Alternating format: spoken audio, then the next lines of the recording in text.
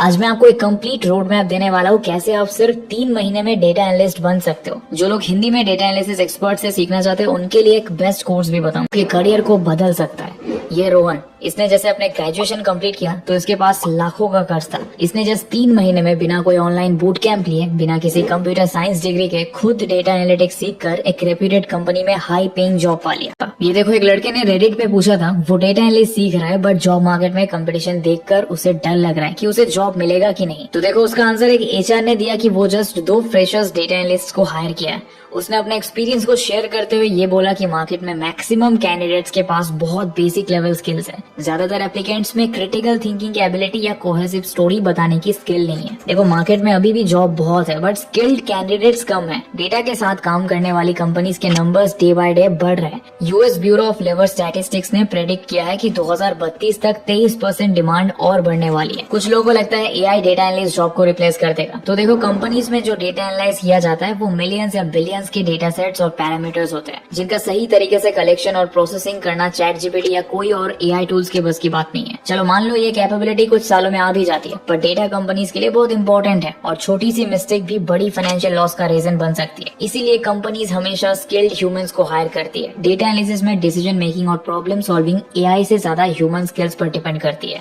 AI repetitive task जैसे data cleaning और quarrying को ऑटोमेट कर सकता है, लेकिन कॉम्प्लेक्स और क्रिएटिव टास्क के लिए ह्यूमन एनालिस्ट जरूरी है, जैसे डेटा से इंसाइट्स निकालना, बिजनेस रिकमेंडेशंस देना और स्टोरी टेलिंग करना। एआई को एक्सेल जैसे टूल्स की तरह देखा जा सकता है जो प्रोडक्टिविटी तो बढ़ाता है लेकिन ह्यूमन इंट्यूशन और क्रिटिकल थिंकिंग को रिप्लेस नहीं कर सकता। इस वीडियो को एंड तक जरूर देखो क्योंकि ये रोड मैप जो मैं बताने वाला हूँ उसमें हम ना सिर्फ स्किल्स और रिसोर्सेज के बारे में बात करेंगे बल्कि वो हिडन टिप्स भी शेयर करूंगा जो किसी और वीडियो में नहीं मिलेंगे, चाहे वो रिज्यूमे टिप्स हो या इंटरव्यू हैक्स। आप ये रोड मैप कॉन्फिडेंटली फॉलो कर सकते हैं क्योंकि ये एक टेस्टेड एंड प्रूवन अप्रोच है जो रियल वर्ल्ड में काम करती है। आप कोडिंग बैकग्राउंड के बिना भी 3 महीने में डेटा एनालिस्ट बन सकते हैं। Trust this process. जैसे कि आप स्क्रीन पर देख रहे हो, ये रोड मैप 3 महीने का है जो हमने खुद से बनाया है, बिल्कुल जीरो से, एंड हमने बहुत से इंडस्ट्री एक्सपर्ट से भी बात करी है। इसका मतलब यह है कि चाहे आप स्टूडेंट हो, फ्रेशर हो या एक वर्किंग प्रोफेशनल हो जो अपना करियर स्विच करना चाहता है, कोई भी इस रोड मैप को फॉलो कर सकता है। सबसे पहले ये समझते हैं कि डेटा एनालिस्ट करता क्या है। सिंपल शब्दों में डेटा एनालिस्ट बिजनेस की प्रॉब्लम्स को डेटा की हेल्प से सॉल्व करता है, जिसमें आपको रॉ और कॉम्प्लेक्स डेटा दिया जाता है जो हर किसी को समझ नहीं आता। तो डेटा एनालिस्ट कुछ टूल्स का यूज करके उसे इतना सिंपल बना देता है जिसे एक आम आदमी भी एक बार देखकर समझ जाए। और ये जो इस टाइप की रिपोर्ट्स होती है ये डेटा एनालिस्ट ही बनाते हैं। तो देखो अगर आपको कम से कम टाइम में एक अच्छा डेटा एनालिस्ट बनना है तो इसके लिए आप ये रोड मैप फॉलो कर सकते हो। काफी लोग सोचते हैं कि एक्सेल अब आउटडेटेड हो गया क्योंकि नए नए टूल्स मार्केट में आ गए हैं जो डेटा एनालिसिस को काफी आसान बना देते हैं, लेकिन मैं फिर भी एक्सेल को रिकमेंड करूंगा क्योंकि पहली बात यह है कि एक्सेल सीखने के लिए आपको कोडिंग का कोई नॉलेज नहीं चाहिए, ये कोई भी आसानी से सीख सकता है। तो इसीलिए आपको सबसे पहले एक्सेल पे मास्टरी हासिल करनी होगी क्योंकि ये टूल काफी पावरफुल है और इससे डेटा एनालिसिस का बेस बनाया जा सकता है। आपको इसमें कुछ इंपॉर्टेंट फंक्शंस जैसे लुकअप, पिवट टेबल्स और चार्ट सीखने होंगे। इसके अलावा आपको एक्सेल में डेटा को क्लीन करना, शॉर्ट करना और ऑर्गेनाइज करना भी सीखना होगा। एक्सेल सीखने के लिए यूट्यूब पे काफी फ्री कोर्सेज अवेलेबल है।